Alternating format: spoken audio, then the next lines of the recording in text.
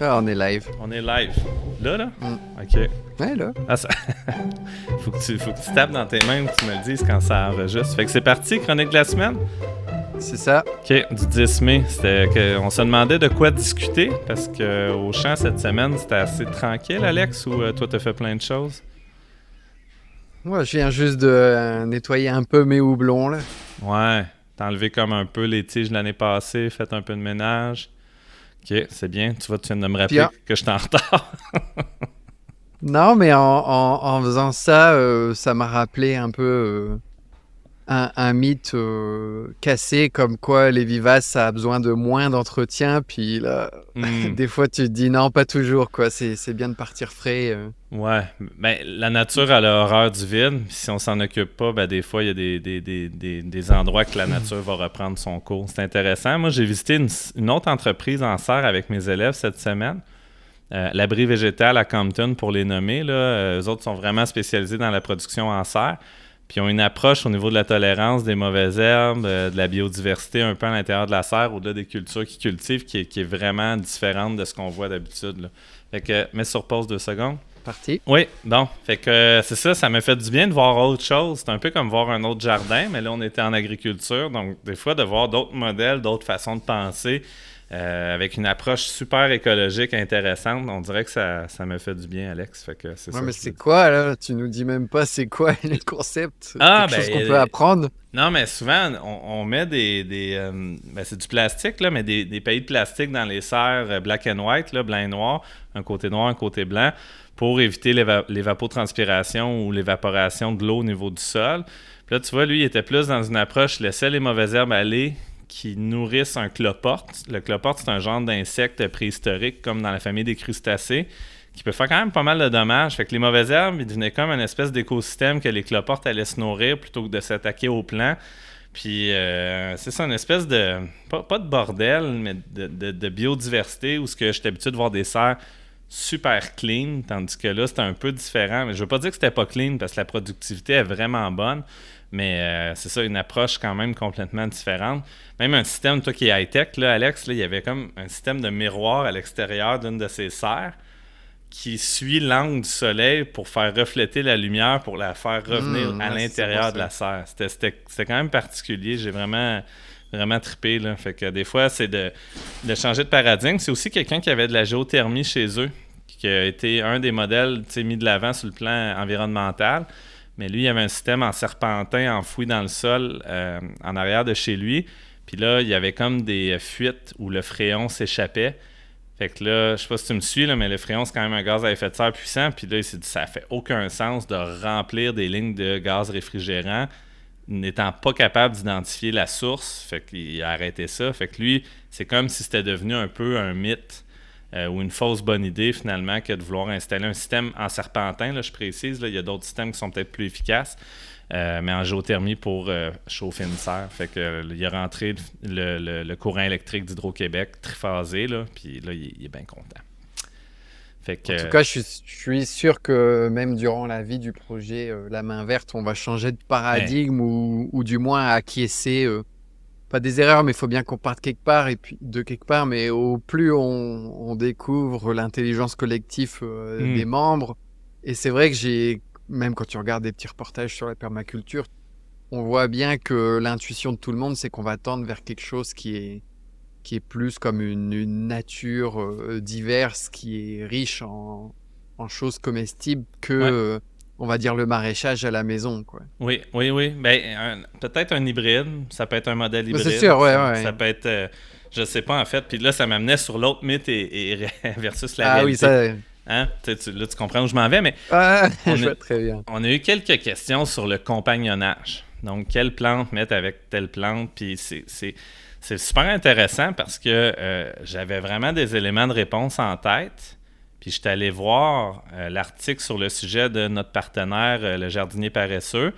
Dans ce cas-ci, c'est pas Mathieu là, qui a repris le blog de son père, mais c'était vraiment Larry qui avait écrit l'article qui a probablement été très, très, très consulté. Mais ce qu'il disait, c'est que tout ça émane de 2 livres publiés dans les années 70, puis que cette idée-là du compagnonnage, comme quoi que c'est efficace pour repousser les insectes, les maladies, etc., est comme resté ancré un peu dans les mœurs, mais qu'au final, il n'y a pas eu après ça d'essais concluants que ça marchait très bien. Ça ne veut pas dire que ça ne fonctionne pas, mais c'est peut-être plus qu'il y a une promesse de livrables qui sont peut-être pas livrés, si je peux dire. Fait que moi, souvent, le compagnonnage, ça va être plus comme, admettons, dans l'exemple que je donnais justement aux gens, c'est que je vais pas mettre mes tomates au sud de mes carottes pour pas faire de l'ombrage, mais ça se peut que je mette mes laitues un peu, elles, au nord de mes tomates, qui peuvent finalement leur faire de l'ombrage pour faire en sorte qu'ils stressent moins si jamais au mois de juillet, il y a des grandes chaleurs, parce que les laitues sont sensibles au stress thermique qui vont monter en graines. Donc, c'était plus une approche de considération technique. L'autre chose, c'est que je vais souvent regrouper mes familles en termes d'exigence de fertilisation. Puis ça, c'est super simple. On a juste à aller dans le module rotation là, que tu avais monté il y a quelques semaines. Puis là, on peut voir un peu quelles familles sont regroupées ensemble. Donc, sur une même planche, chez nous, admettons, je vais mettre quelques plants de poivrons, puis après ça, je vais mettre mes plants de tomates. Parce qu'à peu près la même exigence en azote. Puis au niveau de la rotation, l'année d'après, ça va être simple pour moi de revenir avec une autre culture d'une famille différente. Fait que, je sais pas si tu me suis, là, mais je trouve ça intéressant. Puis pour les plus curieuses et les plus curieux, allez lire l'article là, du jardinier paresseux sur le sujet. C'est vraiment éloquent. Là. Je vais le mettre dans les commentaires. Et alors moi, il y a un autre livre qui résonne tout à fait avec ce que tu dis. Il me semble que c'est le Jardin productif grâce au compagnonnage de Bernard Dumont ou Bertrand Dumont. Oui. Je m'excuse si j'ai l'un ou l'autre de mauvais.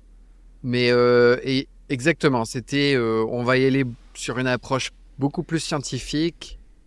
Comme tu l'as dit, la corrélation physique, ce qui fait de l'ombre à l'autre. Donc peut-être quelque chose de mettre de petit et de mi-ombre à côté de quelque chose qui est grand et plein soleil. Et l'autre truc, c'était les besoins communs. Donc tu as nommé l'azote, mais est-ce qu'on pourrait aller sur l'eau? Oui, l'eau, l'arrosage aussi. Les besoins d'eau similaires? Parce oui. que Ben oui, tout à fait. S'il y en a, mettons que tu installes un système goutte à goutte pour ne pas envoyer d'eau sur le feuillage par aspersion, si tu es capable de les regrouper sur la même planche, vas-y. Des considérations phytosanitaires. Est-ce qu'il y a des cultures que tu vas mettre sous filet? Est-ce qu'il y a des cultures que tu vas mettre sous couverture flottante ou couverture thermique? Écoute, le livre que tu évoques. Ouais, le froid. Donc, le livre que tu évoques de Bertrand Dumont aussi, si tu veux le mettre dans les commentaires.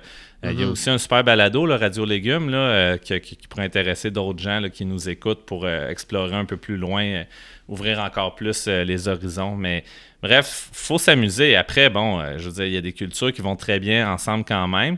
Mais peut-être qu'au niveau de l'espacement, s'assurer de respecter un bon espacement. Fait que dans ce cas-ci, moi, si je collais 2 rangs de légumes un sur l'autre, c'est certain que celui-là qui a besoin d'un plus grand espacement, il faut lui offrir. Fait que, même si l'oignon, mettons, on sait qu'on peut rapprocher l'autre rang, mais si je mets un brocoli pas loin, là, c'est un exemple rapide que je donne, je vais m'assurer quand même d'avoir de l'espace au niveau du feuillage là, du brocoli. Là. Et qu'est-ce que tu penses de la corrélation où on dit que tout ce qui est un peu oignon, poireaux et autres éloigne certaines maladies? C'est comme je te disais, tu sais, j'ai pas... On est dans le... Ouais, je pense qu'on est dans subjectif, là. Ouais, dans le spéculatif ou empirique plus que scientifique. Puis mes oignons, ils attrapent des maladies au jardin, comme d'autres cultures en attrapent aussi. Il parle aussi des tagettes, là, de l'œillet d'Inde. Il va parler aussi de capucine. Tout ça, c'est intéressant. Puis tu vois... Je reviens à la serre que j'ai visitée. Le producteur, à l'intérieur, il y avait un plant de piment qui devait avoir 5-6 ans. C'était un arbre. La tige s'était rendue un tronc.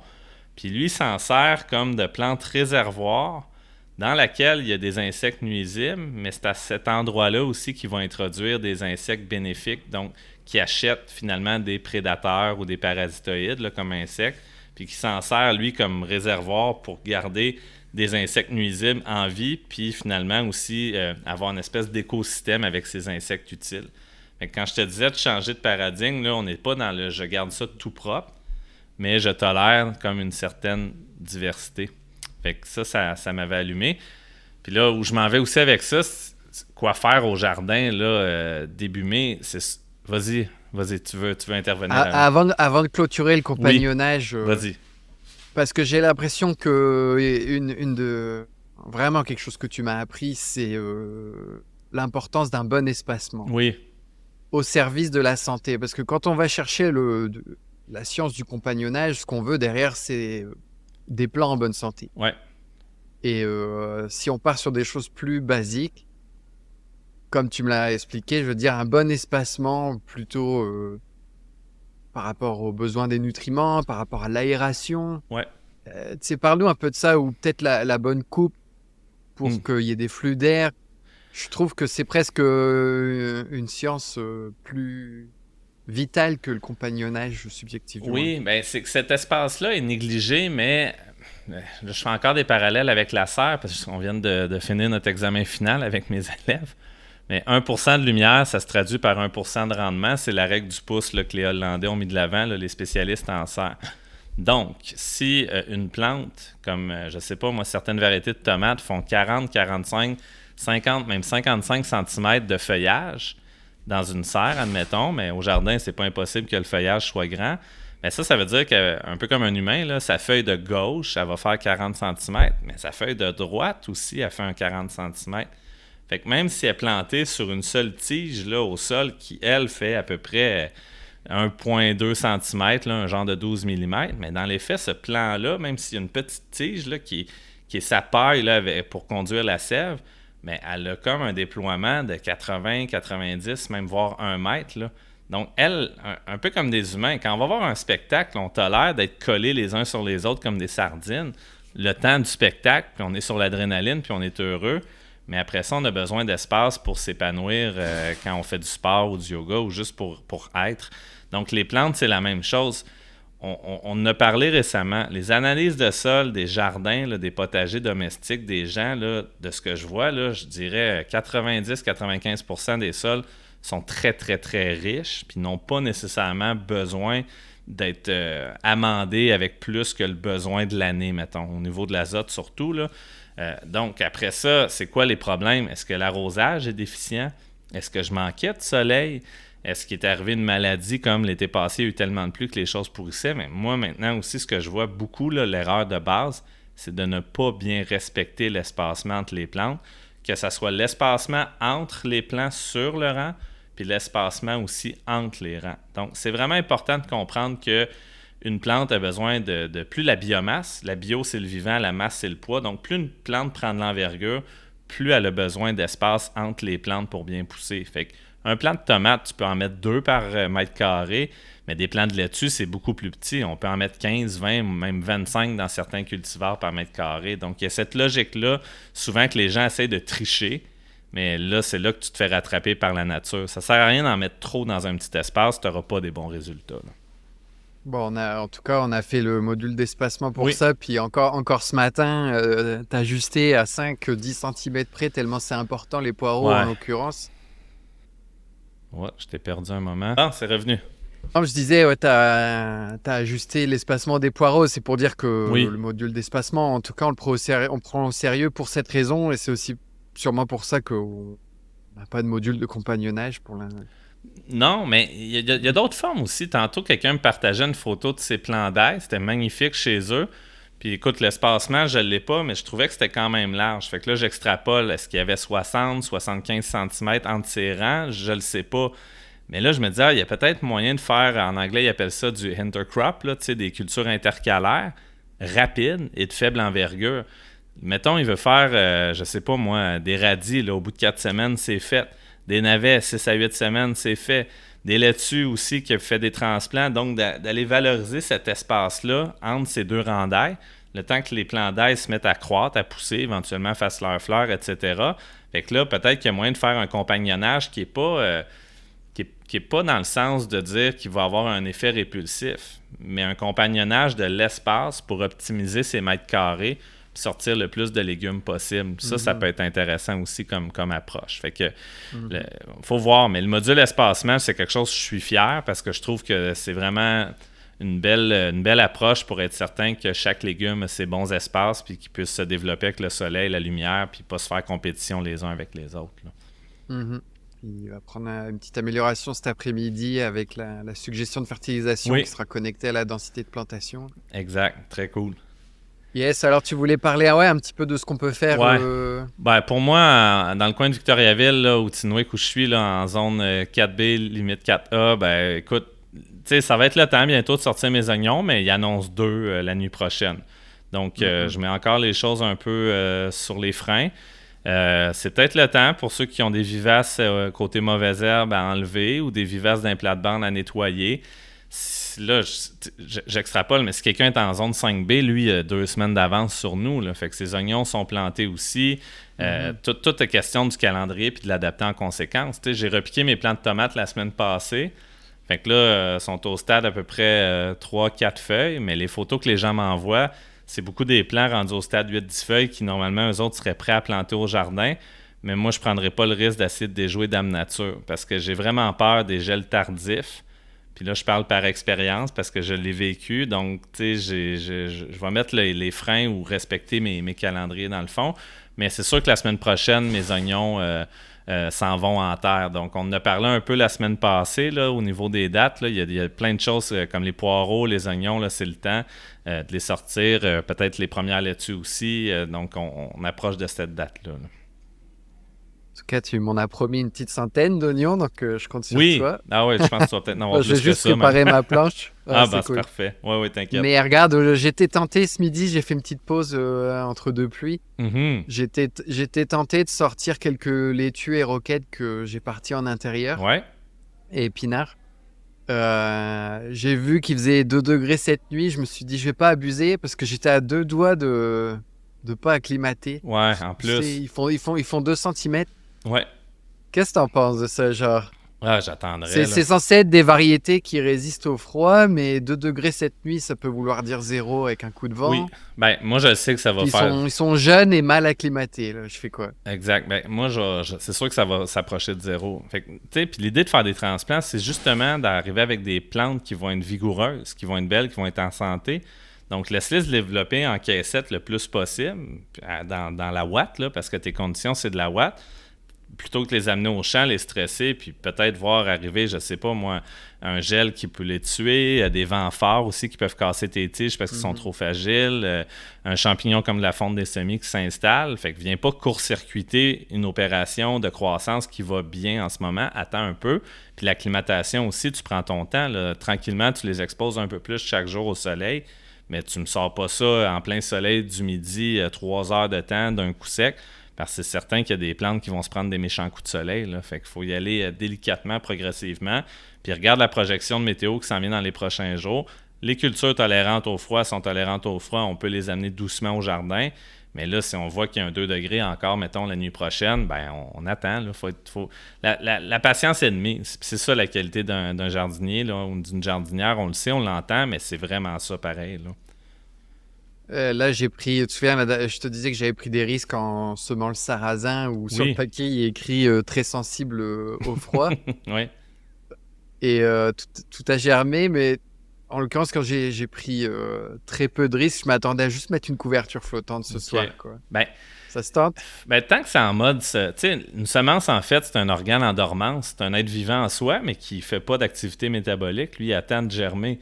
Fait que si ça n'a pas germé, le sarrasin en tant que tel, je veux dire, l'embryon est encore dans la graine, il n'a pas commencé à sortir. Fait que tu verras après c'est quoi ton taux de germination, s'il est bon ou non. Mais s'il était au stade plantule puis que là, ça gèle, là, c'est sûr que les tissus sont pas faits pour ça.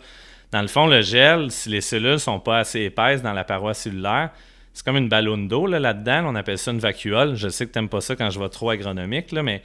un peu comme un glaçon que tu mets au frigo, là, je veux dire, ça prend de l'expansion là, de l'eau quand ça devient en glace. Puis là, ben, ça va faire comme éclater ta cellule parce que la cellule n'est pas assez forte pour contenir cette pression-là. Donc, c'est ça qui fait que les cellules après meurent puis que la plante va mourir à cause du gel, pour les plantes sensibles du moins. Fait que c'est ça. On verra ton sarrasin, qu'est-ce que ça dit. Mais regardez comme il faut les prévisions météo, puis essayez pas de déjouer une Dame Nature, parce que c'est sûr qu'elle va vous ravoir. Là. Et regarde, peut-être pour conclure, là, tu parlais de météo. Ouais. Qu'est-ce qu'on regarde exactement? Parce que la nuit. On se projette aussi au pied de l'application. Oui. Il y a les 7 prochains jours, Oui. température minimum, maximum. Puis là, des fois, on part d'automatiser des alertes météo et autres. Mais c'est quoi les bonnes infos à regarder pour inclure la météo dans... Ouais, la nuit, température de nuit, les vents. Dans ce mois de mai surtout, ouais. Ouais, température nocturne, après ça, la nuit, les vents, la pluie, puis l'intensité lumineuse aussi. Puis si c'est des journées comme mi-soleil, mi-nuage, ben là, c'est peut-être des belles journées aussi pour acclimater les plants. Sinon, on les fait tourner autour d'un bâtiment, puis on les ramène à l'ombre quand ils ont vu un peu de soleil du matin ou un peu de soleil de la fin d'après-midi. Mais c'est vraiment les températures de nuit. C'est la même chose avec les gens qui ont des serres. Ils se demandent souvent quand sortir leur plant. En bas de 10 degrés, un plant de tomate ralentit sa croissance. Il ne meurt pas, mais il va pousser moins vite. Puis les objectifs dans un potager ne sont pas les mêmes que sur une ferme. Fait que c'est pas la fin du monde, mais il ne faut pas que ça gèle par contre. Fait que c'est vraiment la température de nuit. Puis un truc des fois que je vais dire aux gens qui ont des serres, des petites serres domestiques, c'est trouvez-vous un thermomètre min-max, donc un thermomètre qui calcule le minimum, il l'enregistre, puis quand vous atteignez justement des températures 8-10 degrés, ben là, on peut amener les plants dans la serre tranquillement. Mais au jardin, c'est autre chose. Toi, tu as une petite station météo chez toi Pas chez nous. Moi, je suis un cordonnier mal chaussé, mais on a des thermomètres min-max dans nos tunnels chenés, dans notre petite serre à transplant, etc. Mais c'est sûr que dans les serres où j'enseigne, on a une station météo, puis là, ben écoute, ça calcule tout, là, fait que c'est autre chose, là, complètement autre chose, là. Fait que, mais j'aime ça m'alléger. C'est pas des petits gadgets qu'on peut Oui. s'acheter en dessous de $100, là. Non, ben pas dans des serres commerciales, là, mais pour ce qui est des thermomètres min-max en mode Bluetooth, en plus, ça, écoute, c'est des trucs pas très chers, là. Je m'avance, là, mais peut-être un 30-40$, il y en a peut-être même à 20$, puis ça fait des lectures de mémoire peut-être aux 15 minutes. Il y a des gens ferrés au niveau technique plus que moi. Là, je pense à Frédéric qu'on avait déjà croisé ensemble, qui est un abonné là, de la main verte. Il faudrait quasiment que tu l'invites à venir parler de sa sœur et de son setup de prise de données, parce qu'il existe un adage en agronomie qui est bon dans tout, mais ce qu'on ne mesure pas, on ne le sait pas. Fait qu'à partir de là, on extrapole.